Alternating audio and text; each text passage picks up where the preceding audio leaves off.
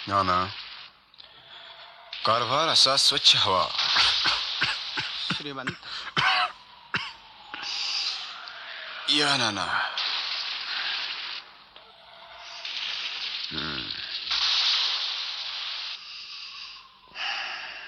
किती त्रास करून घ्याल श्रीमंत. नुकतेच कुठे आजारातून उठतात आपण. मामा, उभ्या पेशवाईत ही एकच गोष्ट सरळ आणि स्वच्छ राहिली आहे. मी समजलो नाही श्रीमंत. दप्तरीचे हिशेब. नानांच्या हाती हा कारभार म्हणजे चिंता मुक्तीच. खरं आहे श्रीमंत, पण तरी दौलतीच्या उरलेल्या चिंता कमी का आहेत? त्या चिंतातून आम्हाला मुक्ती मिळेल असं वाटत नाही मामा. आजार जसा अंगात मुरतो ना, तशा त्या चिंता मुरल्यात आमच्या आयुष्यात. वाटतं शेवटपर्यंत सोबत करणार आमची. असं नका म्हणू श्रीमंत. पावसाबरोबर राजकारणाचीही झड जरी बसली असली शनिवार वाड्यावर, तरी अंतर्गत कलहाला विरोध करणारे आहेतच. मल्हारबा होळकर केवळ त्यासाठीच इंदूरहून पुण्यास आलेत. वडीलधाऱ्या मंडळीत अंतर्गत राजकारणापासून दूर असलेले तेवढे एकमेव खंदे दिसतात आम्हाला. फार आधार वाटतो मल्हारबांचा. सरकार, मल्हार बाबा, होळकर सरकार आल्यात. पाठवून दे त्यांना आत. जी. पहिले त्र्यंबकराव, 100ची देणगी घेऊन आलेत मल्हारबा. या या मल्हारबा, या या. राहू दे रावसाहेब, कशाला त्रास घेता, बसा. हे शरीराचे त्रास मल्हारबा सहनही करता येतात, पण दौलतीला लागलेली कीड कशी सहन करायची? रावसाहेबांनी शांत व्हावं. शांत. तसं शांत होणं जमलं तर झालंच की सगळं. काकांच्या मारी जाऊन आलात, काही समजुतीचा मार्ग निघतो? रावसाहेब, दादासाहेबांची समजूत पटेल असं दिसत नाही. मला तर तंटे बखेड्याचीच चिन्ह दिसत आहे. मल्हारबा, आम्हाला एक कळत नाही. काका आमच्या इथे येतात, आमच्या प्रकृतीची आस्थेनं चौकशी करतात. मग त्यांच्या मनात जे काही असेल ते स्पष्टपणे सांगत का नाहीत? आम्ही त्यांच्या आज्ञेबाहेर कधी गेलो आहोत का? रावसाहेब, आपण अनुभवानं वयानं तसे लहानच. हे प्रकरण दिसतं तितकं सोपं नाही. दादासाहेबांची वृत्तीच पार पालटली. त्यांना किल्ले तणख्याची तोड नकोय आता. त्यांना पेशवेपद हवाय. नाही मल्हारबा, नाही. आम्हाला नाही असं वाटत. मल्हारबा, काका आणि तुम्ही मला सारखेच. काकांनी खूप गफलती केल्या, त्याचा भरपूर मनस्तापही आम्ही भोगला. पण आम्हाला मनापासून वाटतं, काकांसारखा शुद्ध मनाचा माणूस मिळणं कठीण. अहो, काका म्हणजे गंगोदक आहे. अहो, मी कुठं नाही म्हणतो, पण गंगोदकाला स्वतःचा रंग नसतो रावसाहेब. त्याच्यात जो रंग मिसळाल तसा त्याचा रंग होतो. आणि त्याचे रंग तर मला काही ठीक दिसत नाही. पण मी म्हणतो, दादासाहेबांनी एवढा राग धरायला श्रीमंतांच्याशी काय चूक झाली? आजवर दादासाहेबांचा शब्द श्रीमंतांनी कधीही ओलांडलेला नाही. तरी सुद्धा दादासाहेब स्वतःच मिरजून परत फिरले ऐन मोहिमेतून मध्येच. खरंय तुमचं, पण रावसाहेब, परस्पर तुम्ही मिरज पटवर्धनात दिलं. दादासाहेबांच्या मर्जी विरुद्ध दादासाहेब माघारी फिरले, तरी तुम्ही पुढे तसेच गेलात कर्नाटकात. बाबा, तुम्ही वयानं थोर, अनुभवानं थोर. तुमच्यापासून लपवायचं ते काय? इथे पेशवाई गळापर्यंत कर्जबाजारी. संपत्ती नाही तर खर्च चालवायचा कसा? फौज फाटा बाळगायचा कसा? म्हणून कर्नाटकात जावं लागलं. मुलखाचा बंदोबस्त करून वसूल घेऊन माघारी आलो. तरी त्यांच्या माघारी सारे तुमचीच वाहवा करतात. त्यासाठी आम्ही नाही केलं हे मल्हारबा. ते आमचं कर्तव्यच होतं. पण तुम्हाला काय सांगायचं मल्हारबा, मोहिमेवर आम्ही बाहेर पडलो आणि आमच्या पाठीमागे ही धुसफूस सुरू झाली. काकांनी त्र्यंबक मामांच्या बरोबर उभं वैर ठरलं.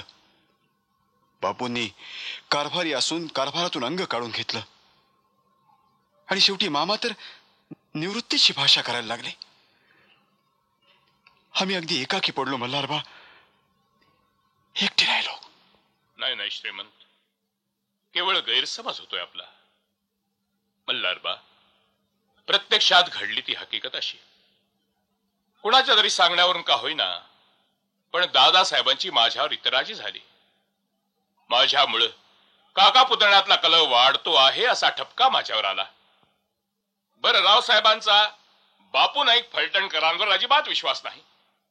एवढ्या कठीण मोहिमेत अशा अवस्थेत मी रावसाहेबांना त्यांच्या हवाले करून कसा मोकळा हो? मल्हारबा, सगळ्या बाजूनी माझी कुचंबडा झाली. शेवटी येईल तो ठपका येऊ असा मनाचा हिया करून दादासाहेब मिरजेहून माघारी परतल्यावर मी रावसाहेबांना घेऊन कर्नाटकात गेलो.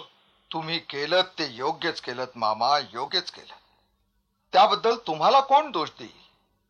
पण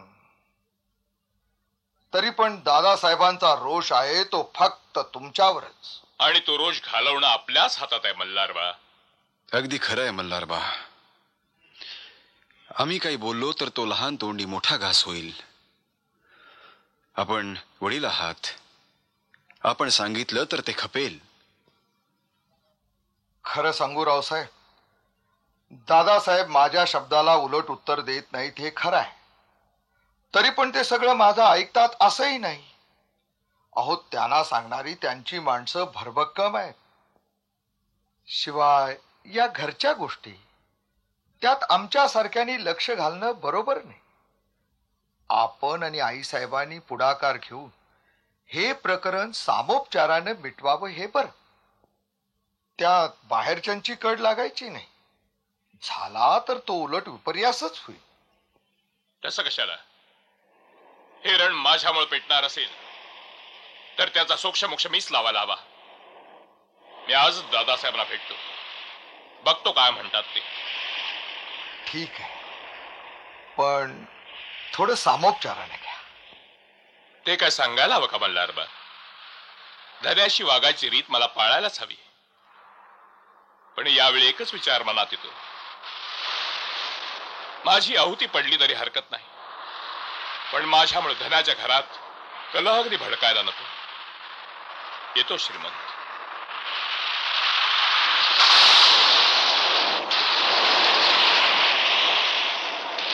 तेच म्हणतो मी दादासाहेब. श्रीमंत मल्हारराव होळकर यांना आपण योग्य समज दिली. आता वयाचा मान राखायचा आहे कबूल, पण त्यालाही काही मर्यादा असतात.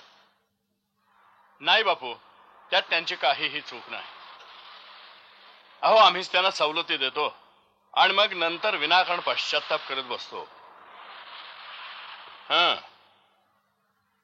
पण खरंच सांगतो बापू, काय? अशा सर्व वेळी आम्हाला तुमचा खरोखरी आधार वाटतो. कसलं दादासाहेब? योग्य वेळी आम्ही आपल्याला योग्य तो सल्ला देत असतो. हो हो. आणि आमच्या वयाचा मान राखून आपण तो ऐकताही. पण म्हणूनच काही वेळा आम्ही आपली माणसं म्हणून जाणून बुजून दरबारी आमचा अपमान केला जातो. बापू, आता तुमचं हे मल्हारबा श्रीमंतांच्या महालातच आहेत म्हणे सकाळपासून. मुजरा दादासाहेब. तात्या या, तात्या या या या या. बसा. हो. बसा बसा बापू, बसा बसा. काय तात्या, काय बोलणं चाललं होतं श्रीमंतांचं? काही नाही, हे नेहमीच रडगाणं. दादासाहेबांची समजूत घाला, त्यांचं मन वळवा, वगैरे वगैरे वगैरे. तेव्हा आमच्या सरकाराने श्रीमंतांना निक्षून सांगितलं की एक सोडून 10 लढाया मारू, पण घरात लावालावी होणार नाही. काय बरोबर आहे. अरे खरंच आहे त्यांचं. एवढ्यानंच सगळं आटोपलं नाही दादासाहेब. श्रीमंतांचं आणि आमच्या सरकारांचं बोलणं चालू असताना हे मध्येच उठले. हे तुमचे त्रिंबक मामा आणि म्हणाले, मीच जाऊन सोक्षमोक्ष लावतो. सरळ जाबच विचारतो दादासाहेबांना, तुम्हाला काय पेशवे पद हवंय काय? काय? अरे वा, मामांची मजल इथवर गेली तर. सरकार, त्र्यंबकराव पेटे आले आहेत. पाठवून दे त्यांना आत. जी. घ्या बापू, आमचा होरा कधी चुकायचा नाही. चला आम्ही निघतो. थांबा हो तात्या. मामा आले म्हणून काय झालं? थांबा. नको दादासाहेब, अहो आपला सात्विक संताप का आम्हाला माहिती नाही? उगाच आमच्या समोर त्यांची शोभा कशाला? तात्या, अहो आम्हाला जाब विचारा आलेल्यांची काय गत करतो आम्ही, ते तरी बघा जरा. बर, जशी आपली मर्जी.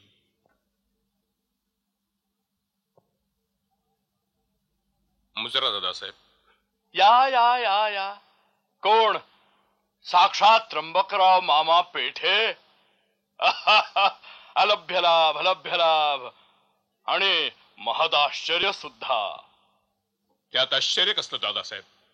नाही, आपले पाय आमच्या महालाला लागले. असं कसं म्हणता दादासाहेब? नेहमी आपल्या दर्शनाला येणारी माणसं आम्ही. गेल्या 8 दिवसात श्रीमंतांच्या प्रकृती बिघाडामुळे कदाचित. छे छे, तेवढ्यानं काय भागलंय मामा? अहो एवढ्या मोठ्या मराठी राज्याची जबाबदारी आहे आपल्या शिरावर. दादासाहेब, धन्याने 4 कामं सांगितली तर ती आम्हाला टाळता कशी येणार? हुकुमाचे ताबेदार आम्ही. फालतू गोष्टी कशाला मामा? झालं थोडं खूप झालं. आता आम्ही चाललो. तुम्ही अगदी निश्चिंत मनानं राज्यकारभार करा. दादासाहेब, छे दादासाहेब, धन्याने जावं आणि चाकराने राहावं अशी माझी मुळीच इच्छा नाही. नाही कशी? नेमकी तीच पाळी आणली आहेत आपण आमच्यावर. मी समजलो नाही दादासाहेब. खरं म्हणजे आपण असा कुठलाही टोकाचा निर्णय घेऊ नये ही विनंती करायला मी इथं आलो होतो. माझ्याबद्दल आपल्या मनात कोणी गैरसमज पसरवून दिला असेल तर त्यांचंही त्यालाच ठाऊक. पण माझ्यामुळे श्रीमंत आणि आपण यांच्यात वितुष्ट आलं, हा ठपका सहन करण्याची माझ्या अंगात ताकद राहिली नाही दादासाहेब. अरे पुरे करा तुमचा मान भावीपणा. मामा, तुम्हाला पहिलं आणि शेवटचं सांगतो, जिथं तुम्ही असाल तिथं आमचं जमणार नाही. एकतर तुम्ही असाल किंवा आम्ही असू. माधवाला कुणाची तरी एकाचीच निवड करावी लागेल. दादासाहेब, कर्नाटकाच्या मोहिमेतून आपण निघून आलात अगदी अकल्पितपणे. रावसाहेबांची जबाबदारी आमच्यावर टाकून ती यथाशक्ती पार पाडून घडली तेवढी शिकस्त करून आपल्या चिरंजीवाला सुखरूपपणे आपल्या जवळ आणून पोहोचवलं. पण आपण सारी आपल्या पश्चात काय घडलं याची चौकशी सुद्धा केली नाही. एकाएकी मला निरोप देत आहात. आपण सत्ताधीश, आम्ही सेवक, तेव्हा आपली आज्ञा मला मान्य केलीच पाहिजे. फक्त एकच गोष्ट सांगा मला दादासाहेब, या उतार वयात बाहेरच्या जगाला जाऊन आम्ही काय सांगायचं? जर आमचे दोष तरी आम्हाला कळू द्या. कोणत्या आरोपाखाली तुम्ही मला जायला सांगता आहात? सरकारी कामाची काय आणि कोणती नुकसानी केली मी? नुकसानी म्हणजे अरे बा म्हणे कोणती नुकसानी केली आम्ही? मामा, आपलंही वय काय तसं लहान नव्हे आणि सगळ्याच गोष्टी प्रत्येक वेळी शब्दात सांगायलाच हव्यात असंही नाही. आम्ही घेतल्या निर्णयाची कारण खरं म्हणजे आपण आपल्याच मनाला विचारून पहा, म्हणजे समजतील. दादासाहेब, फार ऐकलं. फार तर काय डोकं मारायला एवढंच का? हिताची गोष्ट सांगायला गेलो असताना दुसऱ्याच्या शिकवणुकीनं माझ्यावर ठपका ठेवू पाहता. दादासाहेब, माझ्या मनाला विचारूनही गोष्टी समजेल अशा झाल्या म्हणून मी आपल्यापाशी आलो. आता मीही आपल्याला एक गोष्ट विचारतो दादासाहेब, आपणही आपल्या मनाला विचारून पाहिलं का मामा की दुसऱ्याच्या सांगण्यानुसारच चालत राहणार आयुष्यभर? मामा, त्र्यंबकराव, शुद्धीवर आहात का? थांबा बापू, बोलू दे त्यांना. आम्ही त्यांना अभय दिलंय. बोला त्र्यंबक मामा, मनात असेल ते एकदा स्पष्टच बोलून टाका. दादासाहेब, नानासाहेब गेले, त्यांच्या मागे श्रीमंतांना आपणच वडला समान. त्यानुभवी वय तसं लहानच. त्यांची जबाबदारी पेलून राज्याचं रक्षण करणं हे आपलं कर्तव्य. पण त्याचा आपल्याला विसर पडला. उलट श्रीमंताला एकटं सोडून निघून जाण्याची निर्वाणीची भाषा आपण करू लागलात. पण एक ध्यानात ठेवा दादासाहेब, आपल्या या अशा वागण्यानं उद्या मराठी दौलत बुडाली तर त्याचं अपश्रेय आपल्यालाच स्वीकारायला हवं. आपल्यालाच, आणि तेही एकट्यालाच. त्यात वाटा बघायला तुमचे हे खुशमस्करे येणार नाहीत. ही जबाबदारी पेलता येईल का हे एकदा आपल्या मनाला विचारा. आणि मग मामा काय बोलता? मराठी दौलत बुडावी म्हणून का आम्ही हे सगळं करतो आहोत? आम्हाला कधी हौस आहे. पण मामा, मानानं जगता असेल तरच माणसानं जगावं. खरंय, मीही तेच म्हणतो. शत्रूच्या घरचा सरदार बनण्यापेक्षा तख्ताधीश पेशव्याचा काका बनून राहणं केव्हाही मानाचं, कौतुकाचं, अभिमानाचं आहे. मीच काय, आपला हट्टच असेल तर श्रीमंतही आपल्या मार्गात अडवे येणार नाही, त्याची हमी मी घेतो. आपण खुशाल राज्य करा. थांबा मामा, थांबा. आता अधिक काही बोलू नका.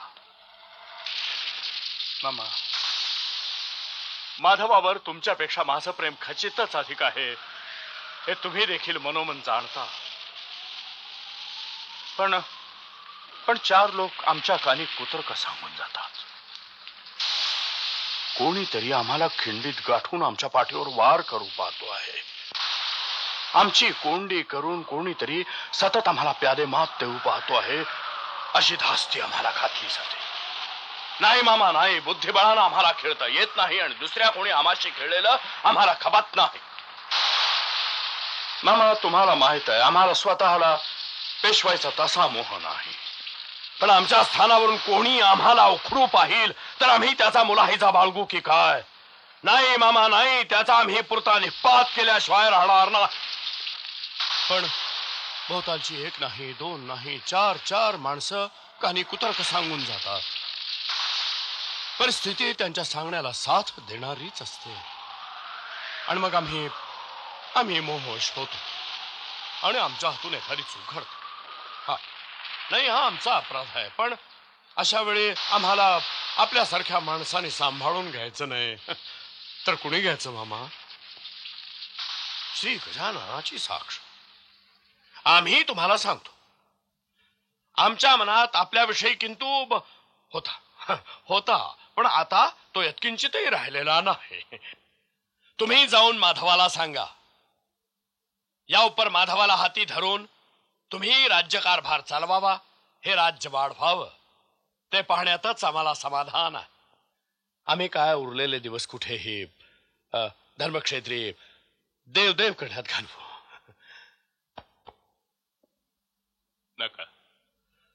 नका दादासाहेब. असं काळजाला घर पाडणार बोलू नका. श्रीमंताला आत्ताच आपल्या मायेची खरी गरज आहे. हवं तर 2-4 वर्षांनी राज्याचा गाडा सुरळीत सुरू झाल्यावर अवश्य स्नानसंध्येला जा. आज्ञा केलीत तर मीही आपल्या बरोबर येईन. नाही मामा, नाही. आता त्याला काही अर्थ उरलेला नाही.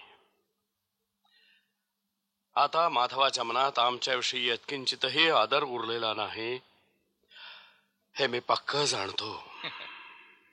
छे दादासाहेब, किती गैरसमज करून घेतला आता आपण. आजही ते आपल्या पश्चात आपल्याला गंगोदकाची उपमा देतात. मामा, दादासाहेब, श्रीमंतांविषयी निदान आपण तरी असं बोलू नये. अगदी खरं आहे मामांचं. या मल्हार वा.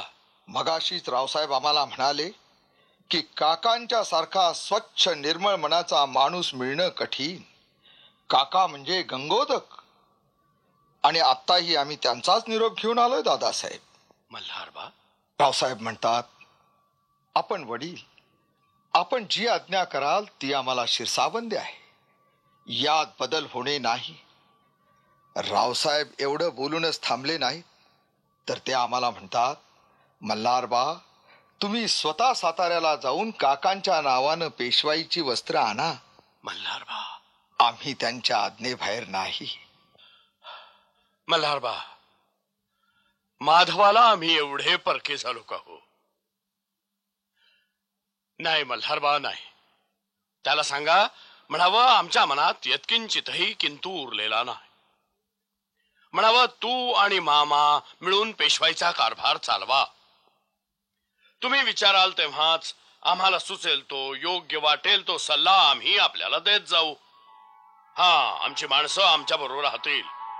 आपल्या कारभारामध्ये त्यांची ढवळाढवळ आम्ही होऊ देणार नाही. ठीक ठीक ठीक.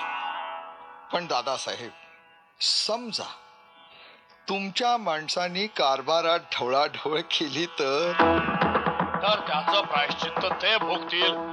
त्याला कोण काय करणार?